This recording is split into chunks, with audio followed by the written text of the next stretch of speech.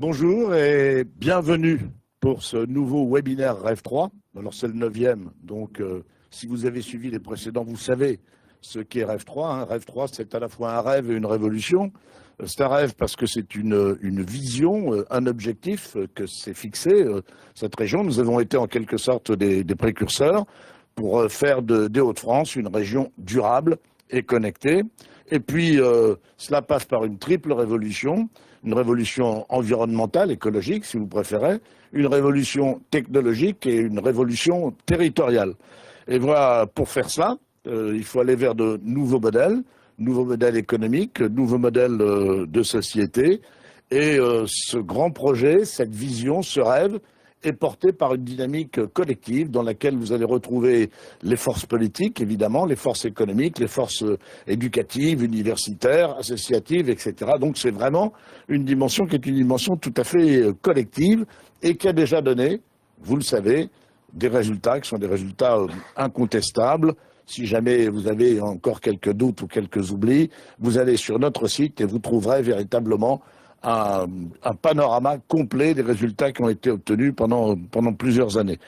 Mais alors, plus on avance, et plus on constate que nous avons besoin de moyens, et notamment de moyens financiers.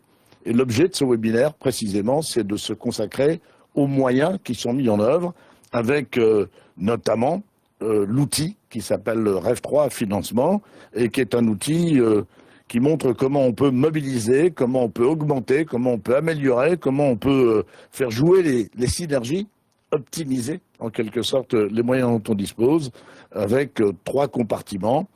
Compartiment Rêve 3 Financement Capital, un compartiment Rêve 3 Financement Dette et un compartiment Rêve 3 Financement Subvention.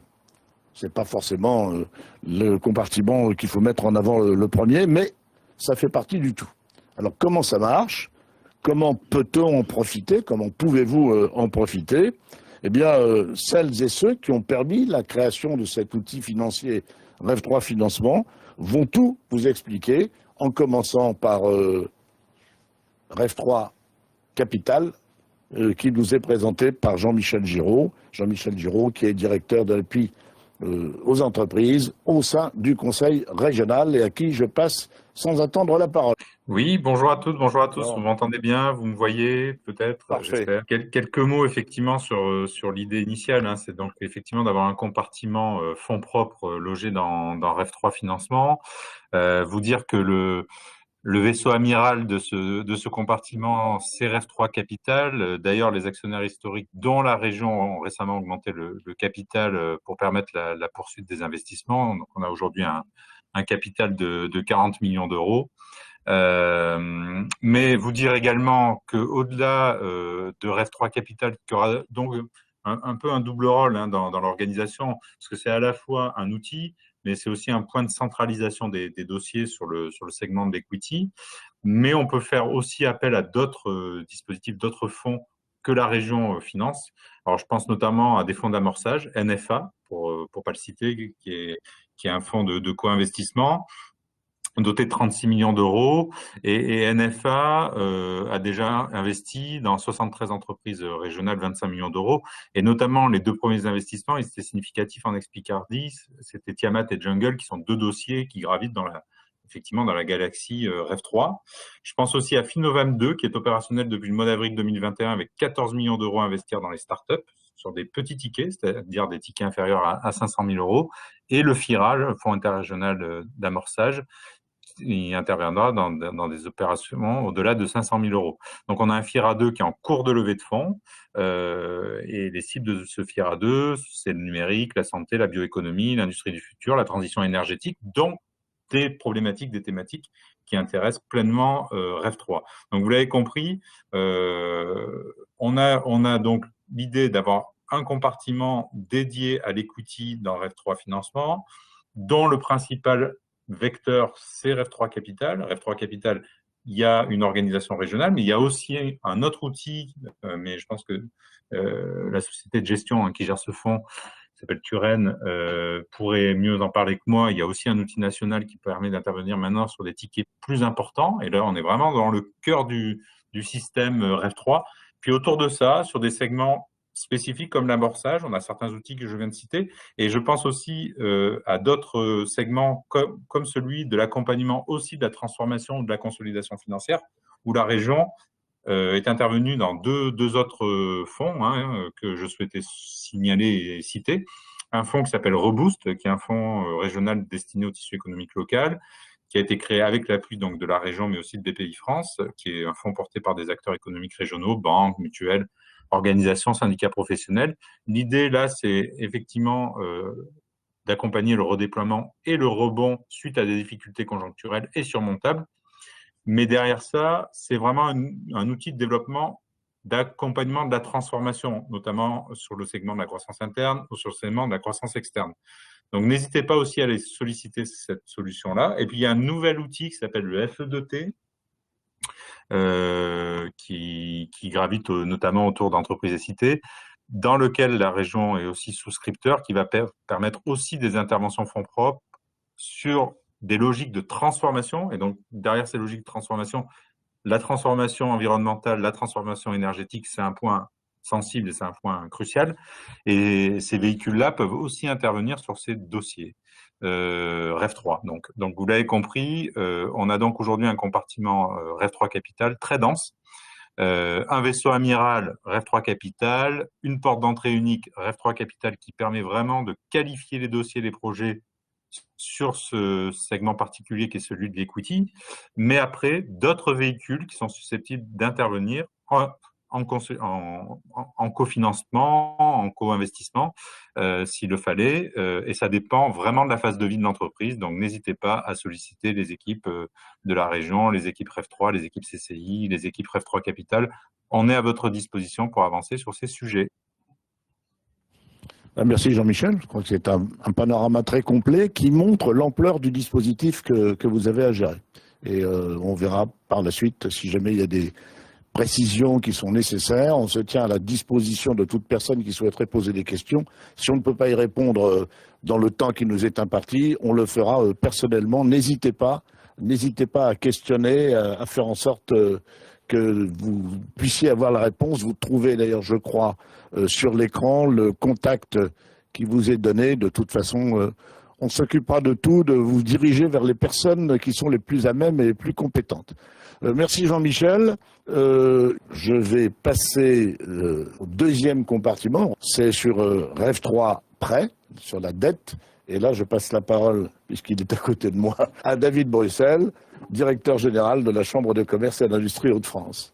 Merci Philippe, bonjour à toutes et à tous. Alors sur le volet dette, on a, vous le savez, lancé plusieurs initiatives qui ne sont pas forcément récentes mais qui continuent à prospérer. La première, elle a été lancée avec le crédit coopératif qui nous suit depuis le début sur ces sujets de financement et que nous remercions pour à la fois sa fidélité et son engagement et bien sûr les valeurs qu'il porte. Vous savez que nous avons donc lancé ce livret d'épargne troisième révolution industrielle, REF 3 désormais, au départ en Nord-Pas-de-Calais, désormais dans les Hauts-de-France et puis partout en France in fine, puisque nous avons à ce stade plus de 3000 livrets qui ont été ouverts par des particuliers, par des associations. Et nous avons collecté, grâce à ce livret, désormais plus de 55 millions d'euros. Les chiffres continuent à augmenter. Et ces 55 millions d'euros, donc qui sont garantis dans le cadre d'un livret proche du livret A, permettent d'aller financer effectivement sous forme de dette, avec des taux attractifs, des projets d'entreprise en lien avec REF 3. Donc on a déjà une cinquantaine de projets qui ont été financés sous forme de dette, avec des projets de taille très variés. Projets à plusieurs dizaines de milliers d'euros comme à plusieurs centaines voire millions d'euros. Donc les agences du crédit coopératif sont vos interlocuteurs sur ce sujet. Elles sont animées par Déborah Chéruot, qui est la déléguée régionale Hauts-de-France notamment, et qui, avec ses équipes, est à votre disposition. On mettra évidemment en lien l'ensemble des contacts pour regarder votre dossier, l'accompagner, le financer et bien sûr mettre à disposition les fonds. Nous sommes à la recherche de projets encore et toujours d'investissement sous forme de dette. Là, on finance plutôt du matériel. mais aussi un peu de fonds de roulement le cas échéant. Et on a effectivement toujours besoin d'aller financer des projets, notamment des projets importants. Donc n'hésitez pas à vous manifester auprès du Crédit Coopératif sur le sujet. Deuxième opérateur avec lequel nous travaillons beaucoup, c'est BPI. Vous savez, son rôle, c'est de financer l'entreprise. Je n'oublie pas que la Banque des Territoires, par ailleurs, tout ça dans la mouvance de la Caisse des dépôts, finance, elle, les projets et les collectivités. BPI finance les entreprises. Donc, BPI est également un de vos interlocuteurs dédiés sur les questions de financement autour de REF3 avec deux outils. Le premier qui s'appelle Prêt Vert, qui est un prêt sans garantie, qui permet de financer des projets d'investissement compris entre 50 000 € et 5 millions d'euros, sous forme de dette, donc, avec une durée de 2 à 10 ans pour tous les secteurs d'activité, TPE aussi, PME, ETI, et nous avons des financements également sur tout ce qui relève des problématiques de REF3, le zéro carbone, la réduction des déchets, la réduction des consommations. Et là, particularité intéressante à souligner, nous avons du financement très direct de BFR, d'immatériel de manière assez significative, en plus évidemment de financement matériel. Et puis autre sujet que propose BPI, c'est des prêts qui s'appellent économie d'énergie. Là, ce sont des prêts de taille un peu plus limitée. On est entre 10 000 et 500 000 €. Et là, comme son nom l'indique, c'est tout ce qui relève d'investissements qui vont permettre de travailler l'efficacité énergétique des entreprises et notamment des industriels sur des durées de 3 à 7 ans avec là également des possibilités de différé d'amortissement. Voilà sur les deux gros outils, en tout cas les deux gros opérateurs avec lesquels nous travaillons. Je n'oublie pas, et c'est très important d'ailleurs, on y retravaillera, que de nombreuses banques de la place proposent des financements sous forme de dette. Je pense que ce sera intéressant que nous recensions dans les prochains jours et semaines leurs outils, de façon et là également à faire connaître un peu mieux l'ensemble de ces dispositifs de dette. Voilà Philippe pour ce qui relève du compartiment dette. Merci David. Une autre personne du Conseil régional, c'est Anne Wetzel, qui donc est directrice Europe et qui va vous parler donc du compartiment subventions, puisque une bonne part des subventions viennent de l'Europe. Alors je ne sais pas si Anne Wetzel est avec nous. Oui, pour vous donner peut-être, si vous le voulez bien, quelques éléments d'actualité sur le front des fonds européens, avec donc la programmation actuelle REACT-EU, où nous sommes donc cette semaine dans la dernière ligne droite des négociations avec la Commission européenne. Nous pensons avoir trouvé une sortie ou un compromis pour les grandes entreprises. Ça va se vérifier demain. Et du coup, la possibilité d'avoir une adoption de nos deux programmes opérationnels, on l'espère, pour la mi-juin. Donc voilà, on a fait aussi du benchmark dans d'autres régions françaises et les régions qui ont déjà, il y a quelques-unes qui commencent à avoir une adoption et du coup elles ont évité toute grande entreprise et tout projet qui fâche. Donc on va essayer de quand même défendre nos projets et de pouvoir passer avec un compromis, on espère trouver. Donc voilà. En disant aussi que on a encore une programmation ce mois-ci pour la programmation actuelle et on arrive vraiment pour le programme Nord Pas-de-Calais à 99% de programmation pour le FEDER, donc c'est quand même pas mal, et à presque 96% pour la Picardie. Donc voilà, on peut aussi dire que 2021 jusqu'à maintenant a été très prometteur en termes de projets, y compris sur tout ce qui est REF3 et transition verte. Pour le futur, aussi quelques mots là-dessus. Nous avons la semaine dernière encore transmis des éléments à Paris pour la construction du cadre national accord de partenariat, qui est donc nécessaire pour, en termes d'ouverture, en termes de cadre, pour y pouvoir insérer nos programmes régionaux. Il y a eu beaucoup d'échanges entre la commissaire et les ministres Jacqueline Gouraud et Clément Beaune. Ça tourne toujours au sujet des grandes entreprises, mais aussi de plus largement aussi transition verte, ce qui est acceptable pour la Commission. Et avec les argumentaires que toutes les régions françaises ont fournis la semaine dernière, on espère aussi pouvoir avancer. avec donc des règlements européens attendus maintenant pour juillet et un accord de partenariat qui pourrait être déposé en septembre, ce qui nous laisse donc du coup un dépôt pour les programmes régionaux dans les 3 mois qui suivent septembre. Donc on est clairement là au dernier trimestre 2021 et on ne pourra pas le faire avant parce que ni le cadre européen ni le cadre national seront fixés.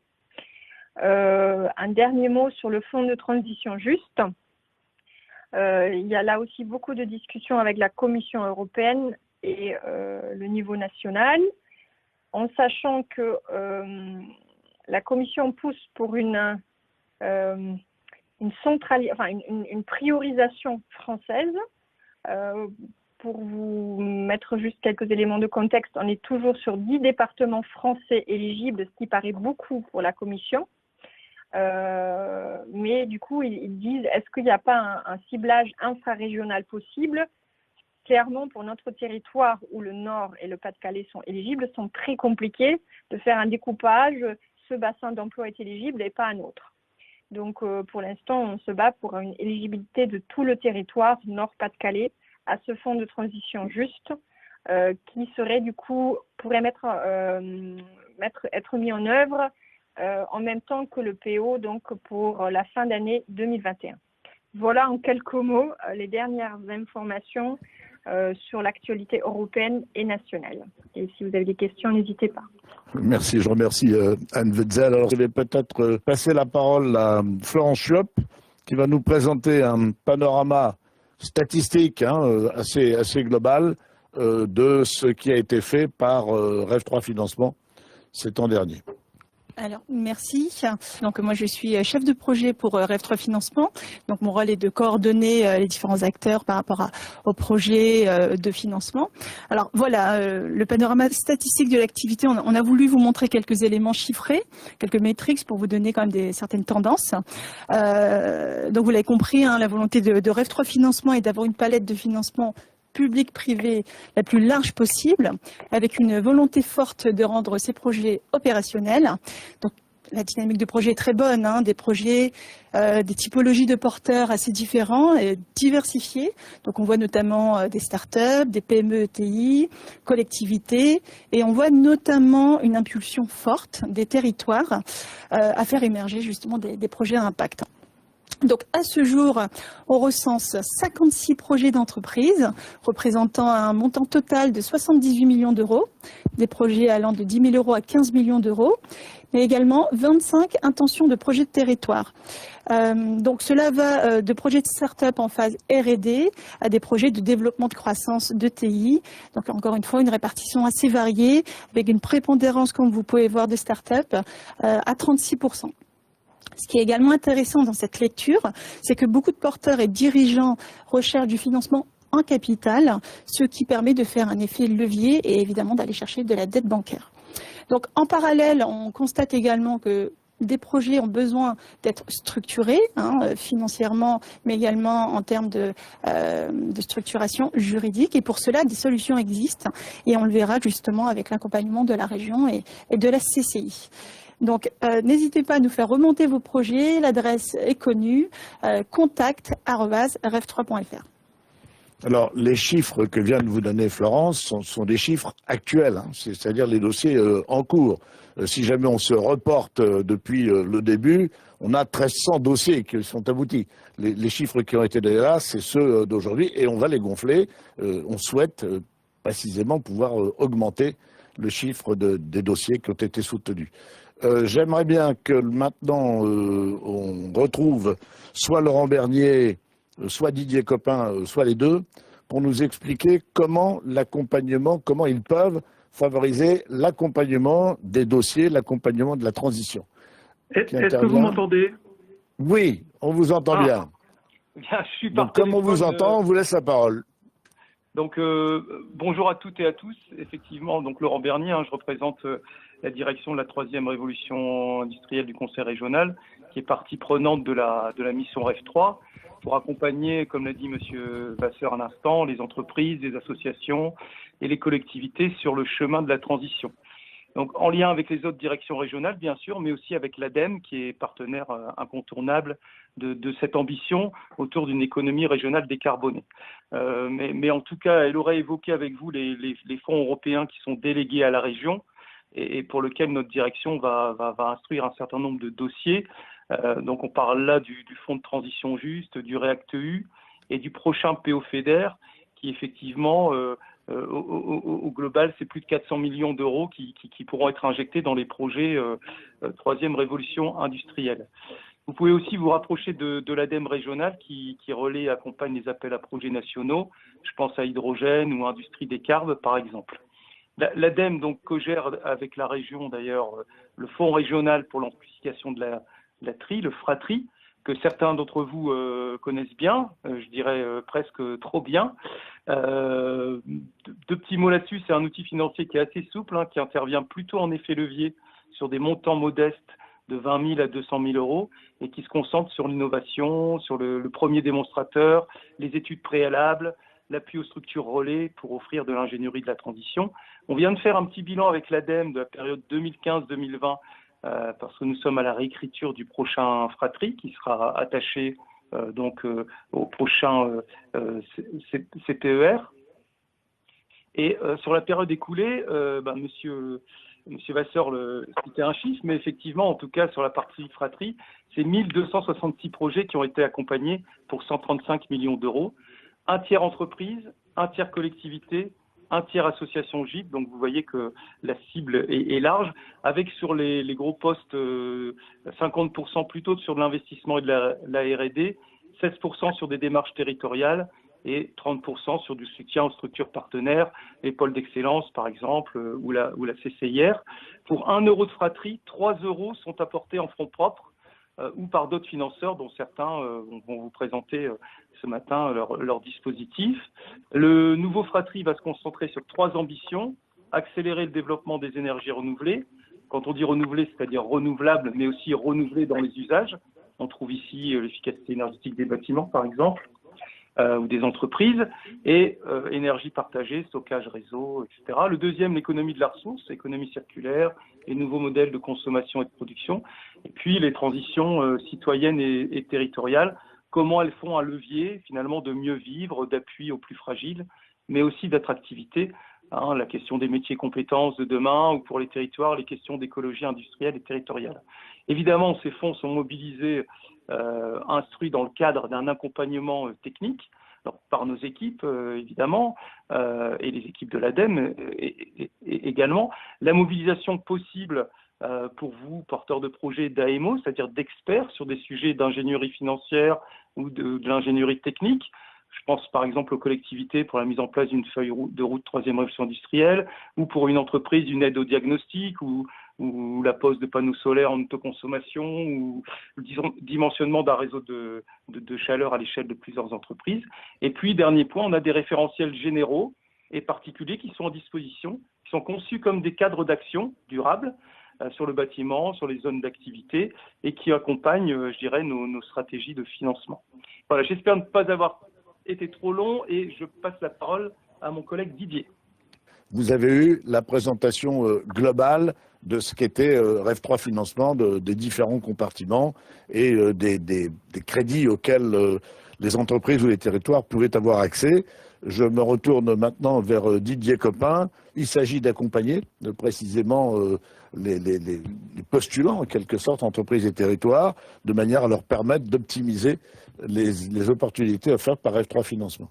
Tout à fait. Alors, bonjour à tous. Alors, effectivement, comme vous venez de l'indiquer à l'instant, M. Vasseur, c'est très important de bien préparer en amont donc son projet de développement, que l'on soit entreprise ou collectivité, pour répondre finalement aussi aux critères qui vont permettre le financement. Donc, critères pour les entreprises de compétitivité, critères aussi d'innovation, critères environnementaux.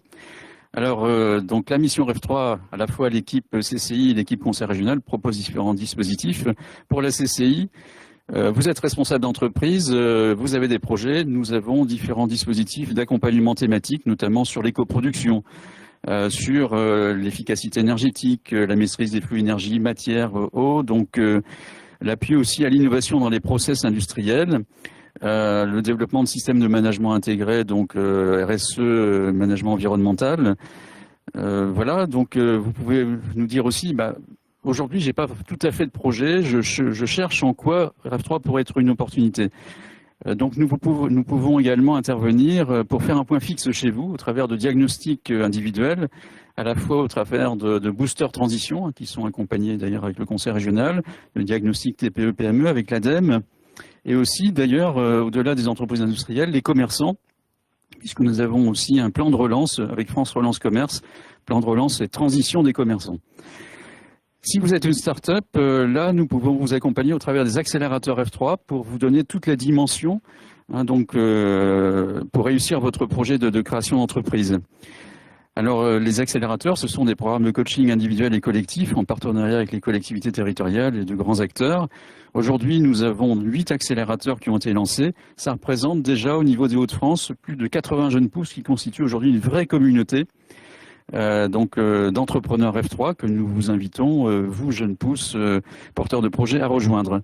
Alors côté business, puisque F3 c'est aussi progressivement des marchés qui se développent, et bien là donc nous accompagnons les filières économiques, nous accompagnons aussi la valorisation des offreurs de solutions F3 au travers notamment de la plateforme CCI Business qui vient d'être lancée il y a 2 mois maintenant. Et enfin pour les territoires, particulièrement les territoires démonstrateurs F3, en coordination avec les équipes conseil régional et nous CCI, eh bien, nous pouvons vous accompagner pour traduire concrètement F3 dans vos plans de développement économique. Voilà donc le panel en fait des accompagnements possibles des projets. Et je me répète, mais c'est très important de bien préparer en amont des financements qui sont proposés. Donc vos projets, on est là pour ça. Donc n'hésitez pas à nous contacter, contact@ref3.fr. Et maintenant, place aux exemples d'entreprises et de territoires. Oui, effectivement, je crois que le mieux pour illustrer les propos qui viennent d'être tenus par vous et par les personnes qui vous ont précédé, c'est de voir les dossiers, des dossiers exemplaires, des dossiers concrets qui ont bénéficié précisément de ces appuis. Alors, on va commencer par 2 dossiers, qui sont des dossiers d'ailleurs de territoire, mais aussi d'entreprise. Sur Amiens et sur Cambrai, je vous propose, avant de passer la parole à M. Fabien Richard, qui est le responsable transition écologique et énergétique à la Banque des Territoires, je vous propose de courtes vidéos illustrant les projets d'Amiens et les projets de Cambrai. Le réseau de chaleur hyper utilisé à Amiens et surtout branché sur des énergies renouvelables et les énergies renouvelables du réseau de chaleur, ce qui fait que tout le monde est gagnant. Bien sûr l'environnement, mais j'ajouterais aussi ceux qui sont desservis par le réseau de chaleur, et puis ceux qui ne le sont pas, eh bien les bénéfices de la CEMOP qui gère ce service vont aller pour aider justement la rénovation énergétique des autres bâtiments qui ne sont pas desservis par le président d'Amiens Métropole, Amiens Métropole est en train de conduire véritablement une politique tout à fait en phase avec REF3, notamment dans le domaine de l'énergie.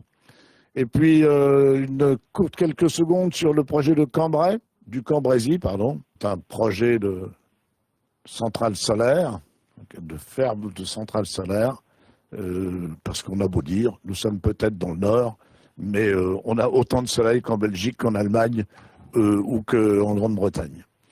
Et donc, le solaire fait effectivement partie des grandes priorités que nous poursuivons dans le cadre de REF3. Monsieur Fabien Richard. Bonjour à tous, bonjour à toutes. Je vous remercie de me donner l'opportunité de vous présenter les 2 projets dont vous venez de parler, qui ont été réalisés avec le concours de la Caisse des dépôts et de la Banque des Territoires. Alors tout d'abord à Amiens. Dans les années 80, il y a 2 réseaux de chaleur qui sont construits, qui sont complètement indépendants de l'autre, et qui sont construits, qui fonctionnent naturellement au gaz naturel. Alors, au regard des coûts des énergies fossiles qui cessent de grandir, il était important pour la ville de se doter d'un réseau de chaleur qui soit à la fois respectueux de l'environnement et qui possède un coût de chaleur le plus bas possible pour les abonnés. Du coup, ce projet, ce nouveau réseau de chaleur, qui a une particularité, c'est qu'il a été porté par un outil juridique finalement encore assez récent, la CEMOP, qui est une SEM à opération unique. C'était même une première en France pour un projet de réseau de chaleur. Alors, le coût total de l'opération, il avoisine les 80 millions d'euros, et la CEMOP, elle est constituée par un industriel, Engie, qui a la charge l'exploitation du réseau de chaleur et qui a apporté 51% du capital. Bien évidemment, comme il s'agit d'une CEMOP, la collectivité locale qui a apporté 34% et qui conserve la présidence de la structure. Et enfin, la Banque des Territoires qui a apporté 15% du capital. Alors, ce réseau de chaleur, il chauffera, il transportera de l'eau sur 40 km dans la ville d'Amiens pour alimenter les bâtiments publics, tertiaires, privés, les écoles, les logements. Et il alimentera en chauffage et en eau chaude sanitaire l'équivalent de 19 000 logements, soit un tiers des Amiénois. Un des objectifs de ce projet, c'est bien sûr la réduction de la consommation d'énergie fossile. La production sera donc principalement d'origine renouvelable avec un dispositif de chaufferie biomasse, de pompe à chaleur, à la fois sur les eaux usées, de la station d'épuration, mais aussi en géothermie avec des centrales de cogénération de dernière génération. Les énergies renouvelables et de récupération représenteront à peu près 62% du mix énergétique. Ça représente l'équivalent de 28 000 tonnes de CO2 qui seront évitées par an, soit l'équivalent de la circulation de 13 500 véhicules. Donc c'est un projet qui s'inscrit totalement dans la dynamique REV 3 et qui est le fruit d'une politique locale innovante et particulièrement ambitieuse tournée vers l'efficacité énergétique et en faveur des territoires plus durables et plus attractifs. Précurseur par sa structure et sa gouvernance, cette initiative a été particulièrement observée au plan national. Cette CEMOP a d'ailleurs été lauréate du trophée Éco-Réseau de chaleur de l'ADEME. Sur Cambrai, effectivement, on se déplace un petit peu vers le département du Nord. On est donc au sud de Cambrai, sur les communes de Nierny et Séranville et Foranville, avec ce projet qui a consisté en la reconversion d'une ancienne friche militaire en une vaste centrale photovoltaïque. Alors, la Caisse des dépôts a accompagné la communauté d'agglomération de Cambrai dès 2016 dans ce dossier et elle est entrée au capital d'une société de projet pour la première tranche de 10 MW et l'équivalent d'une dizaine de millions d'euros en partenariat avec l'industriel, le groupe Soner, qui était développeur et exploitant de la centrale. Depuis, il y a deux nouvelles tranches qui ont vu le jour, chacune 25 MW, donc ça fait un total de 60 avec les 10 premiers mégawatts, pour un total de l'ordre de 45 millions d'euros. Donc pour ces deux nouvelles tranches, avec le sponsor industriel du projet, la Banque des Territoires a fait le choix de faire participer 3 autres acteurs afin de bénéficier d'un bonus tarifaire. Et ces 3 autres acteurs sont la SEM Énergie Hauts-de-France, qui est dont la Caisse des dépôts et la région sont actionnaires, le fonds Cap 3 RI et, petite particularité, la communauté d'agglomération de Cambrai. Alors comme pour la CEMOP, c'est un projet très innovant à plusieurs titres. La première innovation de ce projet est la présence de la communauté d'agglo de Cambrai au capital de la société de projet. Alors c'est possible depuis la loi de transition énergétique pour la croissance verte. Les collectivités sont légitimes à s'investir plus directement dans la production d'énergie décentralisée. Et donc, au-delà du bonus tarifaire que nous apporte la présence de la collectivité, c'est bien l'assurance d'une forte légitimité territoriale et l'inacceptabilité locale du projet. La deuxième innovation, elle porte sur le raccordement privé de la centrale. Le groupe Soner et Boralex, qui est un exploitant d'éoliennes, ont raccordé une partie de la centrale photovoltaïque et d'un parc éolien mitoyen sur un seul et même poste de livraison. C'est une première en France qui vise à pallier la saturation des postes électriques publics. Et donc les deux centrales, photovoltaïques et éoliennes, produisant rarement en même temps, elles peuvent injecter sur les réseaux des quantités d'électricité plus importantes que si vous avez été raccordé sur le réseau public classique. Enfin, troisième et dernière innovation, le groupe Soner, qui a développé un outil de traçabilité sur l'origine de l'électricité basé sur la technologie blockchain. Cet outil qui permet de suivre le parcours de l'électricité du producteur vers le consommateur et ainsi d'éclairer le consommateur. Grâce à ça, il est désormais possible de bénéficier sur le territoire de Cambrai d'un approvisionnement électrique issu en priorité des centrales renouvelables locales construites par le territoire et pour le territoire. Comme vous le voyez, les territoires se développent et se transforment et la Caisse des dépôts et ses filiales sont entièrement dédiées au service de l'intérêt général. Et nous sommes totalement alignés avec la dynamique REV 3 et nous mobilisons dans le cadre de notre plan de relance l'ensemble de nos expertises et capacités d'intervention, que ce soit en fonds propres ou en financement bancaire plus classique, pour répondre aux défis de la transition écologique et énergétique. Voilà. Merci à tous. Je vous remercie. Je dois d'ailleurs porter témoignage que vous êtes un partenaire très solide et très actif avec nous et et depuis le début, on s'en félicite. Merci beaucoup. Merci à vous. On va passer à d'autres types de projets, un autre type de projet. Là, on était sur des projets de territoire, en quelque sorte, avec l'appui de grandes entreprises. Là, nous allons être sur une start-up qui s'appelle Biotheos. Et j'appelle donc Monsieur Romain Denain à nous présenter précisément son projet, à nous expliquer comment... Ah non, j'ai 2 Romains pour le prix d'un, alors c'est parfait. Donc bonjour à tous les deux. Donc allez-y, le micro est à vous et expliquez-nous dans quel cadre vous avez pu mener votre projet. D'accord. Ok, voilà. Très bien. Eh ben, tout d'abord, bonjour à tous. Alors moi c'est Romain, avec mon associé donc, qui s'appelle également Romain, nous sommes Biotheos. Alors nous, ici, pour faire simple, on utilise les microalgues pour répondre aux enjeux environnementaux et sanitaires de demain. La première problématique que nous avons identifiée, elle est de taille, c'est la pollution de l'air. En effet, chaque année dans le monde, environ 9 millions de personnes meurent uniquement à cause de l'air qu'ils respirent. Rendez-vous compte, c'est comme si la ville de Lille tout entière disparaissait tous les 10 jours. Bon, je vous ai fait peur, mais ne vous inquiétez pas. Chez Biotheos, nous sommes persuadés que la nature a la solution, les microalgues. Bon, très bien, mais concrètement, qu'est-ce que c'est? Eh bien, c'est ce qu'il y a dans ce bécher. Je ne sais pas si vous voyez. C'est également ce qu'il y a derrière moi, c'est ce que nous faisons pousser dans nos bureaux. Ce sont des micro-organismes, premiers producteurs de dioxygène au monde, loin devant les forêts tropicales, mais qui possèdent également la faculté de métaboliser, donc d'utiliser, certains polluants atmosphériques pour se développer. Alors, c'est donc en nous inspirant de la nature que nous avons conçu un filtre biologique brevetable permettant de traiter plusieurs polluants en même temps. Nous avons intégré cette technologie au sein d'une colonne très simple d'installation, mais également facilement reproductible, Oxylon, que vous pouvez voir derrière moi, un purificateur d'air biologique utilisant les microalgues, fabriqué en Hauts-de-France, ça c'était très important pour nous, mais également à destination des métros, des gares, mais également des écoles. Alors d'ailleurs, soit dit en passant, le métro lillois nous a déjà accordé sa confiance pour y installer notre premier démonstrateur en septembre prochain. Dès mars 2022, nous serons en mesure de proposer Oxylon à nos clients. Ainsi, nous allons pouvoir vous offrir la possibilité de respirer un air plus sain, mais surtout plus frais, naturellement, et dans des endroits fréquentés, mais encore bien trop pollués. Alors maintenant, je vais vous proposer de faire un bond dans le temps. Nous sommes en 2023, année décisive pour Biotheos. Nous avons 60 purificateurs d'air Oxylon en fonctionnement dans les Hauts-de-France. De plus, nous récoltons notre biomasse produite tous les 60 jours pour alimenter notre démonstrateur semi-industriel, permettant cette fois-ci de purifier les effluents d'une brasserie de la région.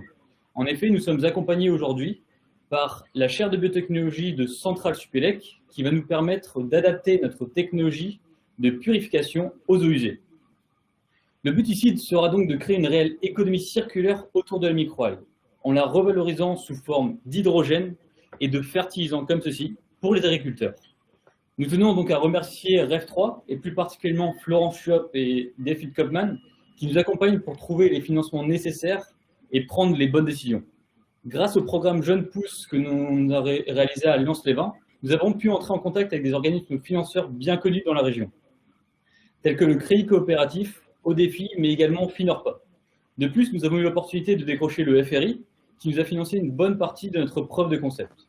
Nous sommes également en ce moment même en relation avec la BPI pour essayer de décrocher une bourse French Tech Émergence afin de financer la seconde partie du projet. Enfin, Biotheos est un projet ambitieux qui a vu le jour il y a maintenant 1 an et demi, bien avant la crise sanitaire, et c'est derrière ayant renforcé notre conviction. Mais Biotheos est avant tout une équipe. 2 jeunes ingénieurs créatifs et convaincus qu'il est encore possible de changer les choses, car pour nous, agir aujourd'hui, c'est protéger demain. Donc maintenant, si vous voulez en savoir plus sur notre sujet, n'hésitez pas à nous rejoindre directement sur LinkedIn pour que l'on puisse discuter plus amplement. Merci. Exactement. J'invite donc ceux qui nous écoutent et qui nous regardent à prendre contact avec vous. Vous êtes décapant, hein. Ça fait quand même plaisir, dans un climat qui quelquefois est un peu morose, de voir des gens tels que vous qui investissent et qui se projettent vers l'avenir. Merci beaucoup, j'ai ma dose d'optimisme. Et donc, on restera en contact, évidemment, et on continuera à vous accompagner. Vous avez cité la BPI à l'instant, ça me fait une transition. Je ne sais pas, d'ailleurs, si jamais il va pouvoir répondre, peut-être pas directement à votre propos, mais j'invite à nous rejoindre Régis Lemoine, qui est délégué à l'innovation de la BPI. J'espère qu'il est avec nous. Je suis là, vous m'entendez? On vous entend. On ne vous voit pas, mais on vous entend. Alors, j'ai activé la caméra, donc normalement, tout est bon. Voilà, c'est parfait. Ok, super. Bon, merci, monsieur Vasseur. Effectivement, merci pour la transition, puisque c'est assez simple pour moi de rebondir après l'intervention de Bioteos. Projet qu'on doit pouvoir... Là, ils ont été sympas avec vous, là, quand même. Hein. Ils ont été sympas. Mais en tout cas, c'est un projet qu'on doit pouvoir accompagner. Ce n'est pas encore fait tout simplement parce que l'entreprise n'est pas techniquement créée au sens juridique du terme, c'est-à-dire qu'il n'y a pas encore de numéro de sirène. En tout cas, je vous confirme que le projet a bien été labellisé par nos équipes et que donc c'est juste une question de temps. Dès lors que juridiquement l'entité sera créée, on pourra intervenir. Donc en fait, Bioteos, c'est le cas d'une entreprise qui illustre bien ce qu'on est capable de faire, mais c'est juste la première brique de notre accompagnement, puisque là, je vais prendre un tout petit peu de hauteur sur finalement ce que peut faire BPI France aux côtés d'acteurs comme REF3. C'est tout simplement soutenir les projets d'innovation qui ont une ambition assez importante de transformation d'un des pans d'activité qu'elles peuvent porter. Alors tout cela se veut assez large en termes de finalité de marché. Alors là, on va faire un petit focus effectivement plutôt sur ce qui est des enjeux green tech, si je peux les appeler comme ça, et reprendre un tout petit peu aussi revenir sur la genèse de ce plan Deep Tech, qui est un plan ambitieux chez nous, qui est un plan qui s'opère aux côtés de ce qu'on fait historiquement chez BPI France, puisque BPI France, c'est en gros une grosse boîte à outils qui est là pour accompagner les entreprises françaises dans toutes leurs problématiques. Mais on a bien sûr un gros focus innovation. Et je souligne d'ailleurs à ce titre la qualité du partenariat qu'on peut avoir avec la région Hauts-de-France, partenariat qui existe depuis de nombreuses années et qui permet de décupler finalement l'action et le volontarisme de l'État grâce aux moyens que vient mettre à côté de nous la région Hauts-de-France. Et ça, je le souligne parce que c'est pas neutre et je vais y revenir. Alors déjà, finalement, c'est quoi la Deep Tech, puisque c'est bien de cela dont on parle. La Deep Tech, c'est l'innovation de rupture. C'est l'innovation qui a l'ambition de changer le monde. Alors, une ambition importante, mais en tout cas qu'on essaie d'accompagner et pour laquelle on est assez volontariste. Donc, la Deep Tech, finalement, c'est des projets qui vont être issus de labos de recherche, qui vont comporter une équipe de gouvernance, parfois composée d'ingénieurs, parfois de docteurs, de chercheurs, en tout cas pour laquelle il y aura un lien assez étroit avec le monde scientifique. Notre ambition, c'est d'accompagner ces projets dans les verrous technologiques auxquels ils vont être confrontés. Donc l'idée, quand on a des verrous importants à lever, c'est le projet va prendre plus de temps à arriver sur le marché. Il va demander certainement aussi plus d'apport en capital, parce que si on met plus de temps, on y passe plus d'énergie, forcément, ça va coûter un peu plus. Mais en tout cas, au bout du bout, l'idée, c'est que ce projet soit très différenciant sur son marché et présente un avantage concurrentiel fort et permette de créer de la valeur et de l'emploi. Puisqu'on est tous collectivement convaincus que c'est par l'innovation, notamment, que la création de valeur s'opère de la meilleure des façons. Alors, pourquoi un plan Deep Tech? Parce que, ça, c'est un constat que je vais faire, mais qui, je pense, sera partagé. Le niveau de la recherche française est reconnu mondialement. Il n'y a pas de débat. On a un très bon niveau de recherche en France. Mais on le valorise insuffisamment comparativement à ce qui se peut faire, que ce soit aux USA, en Israël. Voilà, on ne valorise pas assez la qualité de notre recherche française. On a un écosystème qui permet de bien accompagner les projets, et je pense que REF3 en est une illustration. C'est-à-dire qu'on a un collectif d'acteurs qui se met en branle pour accompagner ces projets, pas pour les porter, mais en tout cas pour les soutenir. Et il y a quand même une abondance de capitaux sur les marchés, y compris sur le marché du capital à risque, puisque c'est bien d'equity dont on a besoin au début. Donc bref, tout ça pour dire qu'on avait tous les ingrédients pour faire en sorte que la recherche française se valorise un peu mieux sur le plan économique. En tout cas, c'était l'ambition qu'on a partagée, et c'est pour cela que depuis 2019, on a déployé tout un continuum de financement chez BPI France. Et petit motif de fierté quand même régional, en Hauts-de-France, nous sommes la première région de France pour laquelle la région vient cofinancer ces projets aux côtés de BPI France, ce qui permet tout simplement de doubler les moyens financiers qui sont à disposition des startups Deep Tech en région. Et concrètement, ça veut dire quoi? Ça veut dire qu'on a un peu plus de 8 millions d'euros de budget par an pour venir soutenir ces projets, alors selon différentes phases. Première phase, comme Bioteos, c'est venir aider la faisabilité d'un projet, puisqu'on va accompagner la phase de lancement de leurs démonstrateurs. Cette phase-là, elle s'opère avec un soutien en subvention jusqu'à 90 000 euros. Donc c'est une petite aide, mais quand même 90 000 euros sur des phases très proches de la phase de création. C'est déjà un coup de pouce, je pense, un peu significatif. Mais c'est bien la première brique et l'idée, c'est de pouvoir continuer dans le temps à accompagner le projet. C'est jamais du one-shot, on est toujours dans une logique d'accompagnement dans la durée. Et la prochaine étape, finalement, c'est d'envisager une aide un peu plus significative pour leur aider encore à passer un palier. Il y a également des produits de quasi-equity avec les dispositifs d'obligations convertibles. Alors French Tech Seed, pour en citer le nom. Mais voilà, on a un mix à la fois de subventions, d'aides en avance remboursable des subventions et de quasi-equity qui vient consolider un projet sur le plan financier et finalement lui permet d'avancer dans le temps avant de pouvoir aller trouver des financements un peu plus classiques auprès des investisseurs et dont on sait qu'en général, ils ont besoin d'un peu plus d'éléments tangibles, un peu plus de preuves. Et toute l'idée, justement, de notre action aux côtés de la région, c'est bien d'amener ces projets jusqu'à une phase de financement un peu plus traditionnelle sur les marchés, mais qu'ils puissent atteindre cette phase de financement dans de bonnes conditions. Voilà ce que je pouvais vous en dire de manière très succincte. Je ne vais pas trop rentrer dans le détail au risque d'être trop technique, mais ce que je veux dire, c'est qu'il y a une volonté collective de soutenir ces projets, et encore plus des projets qui ont un impact favorable sur le plan du climat, ce que je vais qualifier de projet Green Tech, parce qu'il y a urgence à agir, et vous pouvez compter sur tous les acteurs dont nous faisons partie pour vous accompagner sur cette ambition, tout simplement. Bon, merci. Et effectivement, si on souhaite en savoir davantage, dans un webinaire, on ne peut pas évidemment rentrer dans le détail. Vous êtes à disposition pour répondre à toutes les questions et éventuellement, je souhaite, à des projets qui pourraient venir s'ajouter à ceux que nous connaissons déjà. Je vous remercie beaucoup. Et puis, on va passer peut-être à l'un des derniers sujets, pas le dernier, non, en ordre d'importance, pas du tout, mais par ordre chronologique. Alors, on a beaucoup parlé, on parle assez souvent d'ailleurs, de l'opération qu'on a lancée avec le Crédit Coopératif il y a maintenant quelques années. D'ailleurs, je dois dire, à l'époque, tout le monde n'y croyait pas trop. Quand on a dit on va créer un livret d'épargne, un livret d'épargne citoyenne pour drainer de l'argent et financer des projets REF3, il s'est trouvé que le Crédit Coopératif a dit c'est dans nos gènes, c'est dans notre vocation, nous répondons présent et je crois pouvoir dire aujourd'hui que c'est un vrai succès et que vous êtes une importante contribution au financement de projets qui sont des projets REF3. Alors, je vous laisse, monsieur Henbel, la parole, en vous remerciant de nous accompagner aussi bien. C'est un vrai plaisir et on est très fiers de ce partenariat qu'on a noué effectivement depuis 2014. On était trois convaincus, la CCI, la région et le Crédit Coopératif, du bien fondé du livret. Effectivement, aujourd'hui, on se rend compte que ça explose, que c'est un vrai sujet citoyen, que les gens se sont totalement appropriés ce sujet de la troisième révolution industrielle, du financement de projets en région avec de l'emploi local, de l'emploi non délocalisable. David Bruxelles le disait tout à l'heure, on est à plus de 55 millions aujourd'hui de collecte sur le livret, plus de 3300 livrets. Alors ce qui est assez étonnant, c'est qu'on en a la moitié qui sont en Hauts-de-France, mais pas que. On a alors, soit des ch'tis expatriés, soit des gens qui trouvent que l'idée est plutôt bonne, puisque le restant des livrets a été ouvert dans d'autres régions. La collecte, elle a été multipliée par 3 sur les 2 dernières années. Donc ça montre qu'il y a une vraie dynamique, un vrai engouement régional. Alors faire du prêt, c'est bien, mais la finalité, elle n'est pas là. C'est sur faire de la collecte, c'est bien, mais la finalité, c'est de faire du prêt. C'est plus de 70 projets qui ont été accompagnés ces dernières années. Alors on peut évoquer quelques projets qui ont été réalisés sur différents territoires. Et différents montants. Alors un premier projet qui s'appelle Innovafeed, en fait, qui est une entreprise qui produit des insectes pour l'alimentation animale et végétale, avec pour destination l'aquaculture et les engrais organiques par exemple.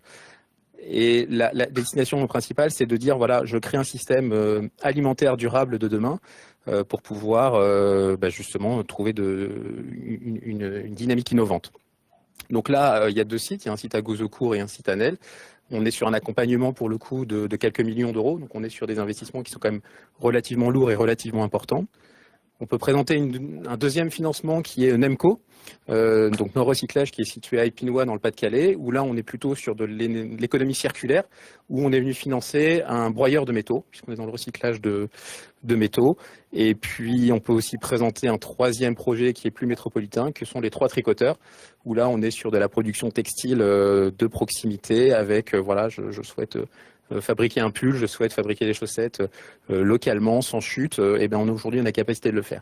Donc voilà, au Crédit Coopératif, on aime bien ces projets un petit peu atypiques parce qu'on est aussi un petit peu atypique sur le paysage bancaire.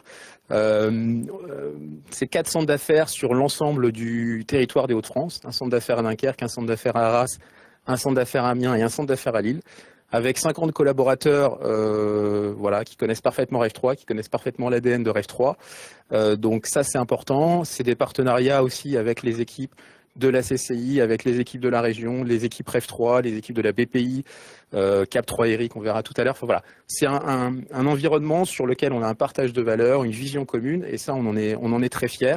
Parce qu'on pense que c'est important. C'est dans nos valeurs, on l'évoquait tout à l'heure, on a, je pense, des valeurs communes et une vision commune de ce qu'est l'économie de demain et l'économie locale. Donc on est très très fiers de partager ce petit bout d'histoire avec vous.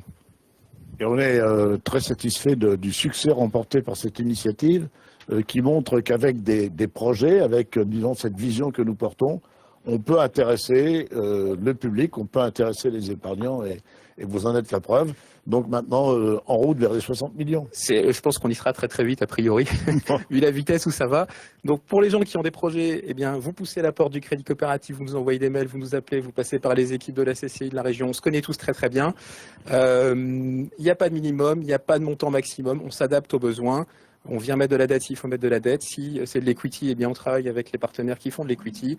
On fait ça de manière très intelligente pour que l'essentiel, c'est de faire aboutir les projets. Donc c'est vraiment dans cette démarche-là qu'on s'inscrit. Merci Xavier Henbel. Et je vous dis à bientôt, parce que de toute façon, on est appelé à se voir fréquemment. Le dernier sujet que nous souhaitions présenter, vous avez évoqué tout à l'heure Cap3 RI, on dit maintenant REF3 Capital, mais bon, c'est quand même la même chose. On veut vous présenter justement un projet qui a été financé par REF3 Capital, Cap3 RI. Donc je vais passer la parole à Guillaume Thomé, mais avant, peut-être projeter une courte vidéo montrant un projet qui est un projet tout à fait rentrant dans le cadre de REF3.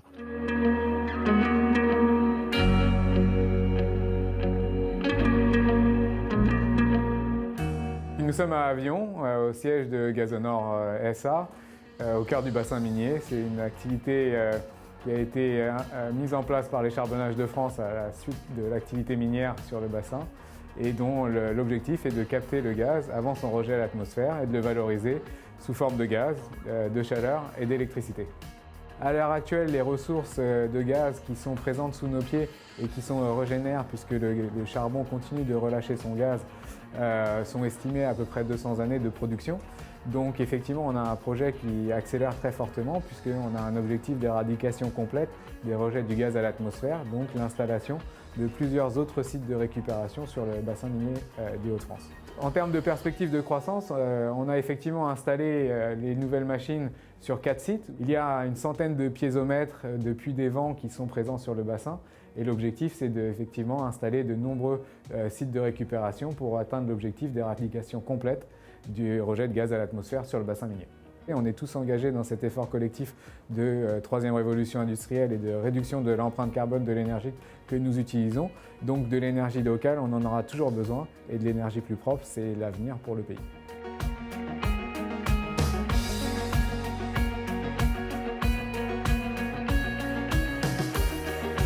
Bien, Guillaume Thomé. Oui, bonjour à tous, bonjour Monsieur Vasseur, bonjour à tous. Merci pour cette petite vidéo introductive. L'idée, c'était, comme vous l'avez compris, de mettre en lumière un projet emblématique que nous avons accompagné sur Cap3 RI, donc maintenant REF3 Capital. Donc, en quelques mots, on est rentré aux côtés de Julien Moulin, donc sur la filiale Gazonor, basée dans le bassin minier. L'idée, c'était de autoriser l'entreprise à mettre sur le marché une nouvelle technologie. C'est une première en Europe, en fait, les technologies de captation du gaz de mine et de valorisation sous forme d'électricité et de chaleur.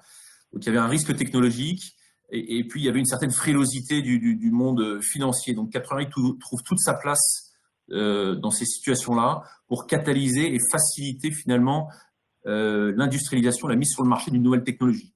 Donc, c'est ce qui s'est passé avec Gazonor, avec un plan de CAPEX de 10 millions d'euros. L'intervention de Cap3 RI à hauteur de 3 millions d'euros a permis de créer un effet d'entraînement avec les partenaires bancaires. Depuis lors, la société réalise son business plan avec notamment un projet structurant sur la ville de Béthune, avec un plan de CAPEX relativement proche en termes de volume, puisqu'on est sur 8 millions investis et une levée de fonds participative assez importante. C'est vraiment un projet emblématique de REF3.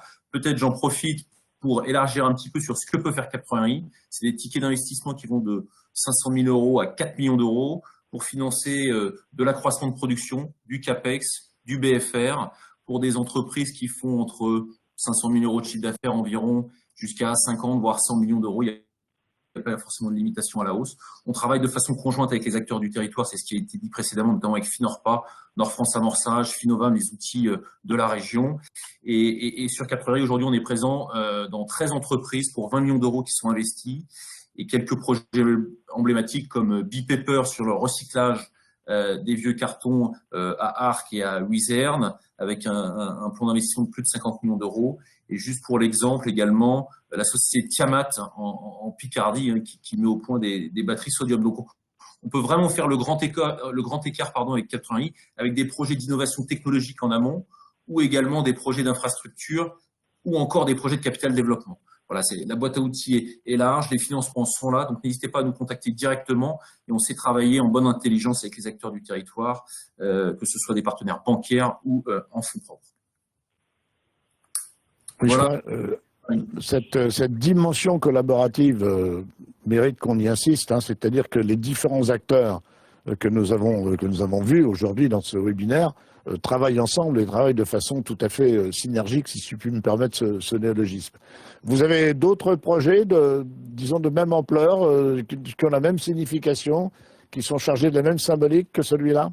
Que je rappelle finalement que le projet est vertueux parce que le gaz, il ne s'agit pas du tout du gaz de schiste qu'on va chercher, etc. C'est du gaz qui s'échappe dans l'atmosphère et donc qui contribue en quelque sorte à renforcer la dimension carbone.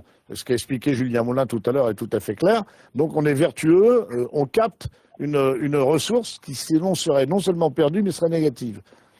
Alors ma question c'était, est-ce que vous avez un autre ou deux autres projets aussi emblématiques à citer dans les interventions que vous faites en ce moment? Tout à fait. Alors, en termes d'impact, effectivement, Gazonor est plutôt un bel exemple. C'est 600 000 tonnes de CO2 qui sont effacées chaque année, en fait, sur les 4 premières unités de cogénération.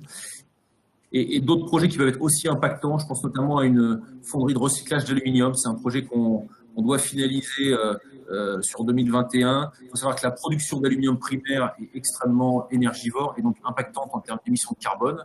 Ce serait une première en France, en Picardie, une usine Greenfield avec un plan d'investissement de plus de 20 millions d'euros qui viserait à recycler l'aluminium en fin de vie, donc tout ce qui est déchets issus du bâtiment, mais pas seulement. Et donc leur donner, il faut savoir que l'aluminium est recyclable de façon infinie, donc ce serait entre guillemets dommage de s'en priver. Mais aujourd'hui, les technos n'ont pas été mis au point d'un point de vue industriel. Donc voilà, c'est clairement un projet qui pourrait être extrêmement emblématique en termes d'émissions de CO2. C'est un exemple parmi d'autres. On est également présent, juste, vous me donniez la parole, on est chez Opal Berry qui développe des stations GNV sur le territoire. Ça, c'est nouveau également. Ça prend de l'ampleur. L'impact, il est très fort auprès des transporteurs qui sont en train de convertir leur flotte de véhicules et de basculer sur le GNV, puisque le réglementaire les y pousse davantage, en fait. Oui, c'est un projet stratégique, d'ailleurs, très, très important dans la dynamique REF 3. Merci beaucoup, Guillaume Thomé. Nous avons fait un panorama à peu près complet. J'ai un certain nombre de questions qui me sont parvenues, mais malheureusement, on n'a pas la possibilité de les traiter en direct, d'autant plus que certaines sont assez pointues, assez techniques. Alors, je le répète, nous répondrons, et nous répondrons dans les meilleurs délais, à chacune des questions qui ont été posées. Chacune des questions qui ont été posées. Voilà. En vous remerciant de votre présence, je pense qu'on vous a montré les possibilités qui existaient. Si vous voulez en savoir davantage et si vous voulez véritablement rentrer dans cette dynamique, on est à votre disposition. Vous avez nos coordonnées. N'hésitez pas. Et encore merci et à bientôt.